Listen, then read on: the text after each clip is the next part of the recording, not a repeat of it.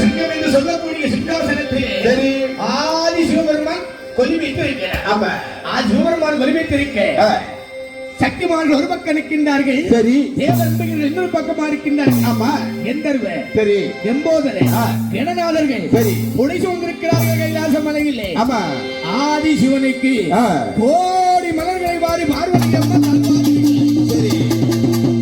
இப்போ இந்த பார்வதி அம்மாவுக்கு ரொம்ப நாளா ஒரே ஆசை. என்ன ஆசையா? இந்த ஆசை இப்பதான் நிறைவேற்றணும். ஆமா, ஆதிசிவனுடைய மனமானது நிறைந்திருக்கிறது இருக்கிறது என்று சொல்லிக் கொண்டு ஆமா அந்த பார்வதி அம்மா பகவானை சுற்றி வந்தாள். சுற்றி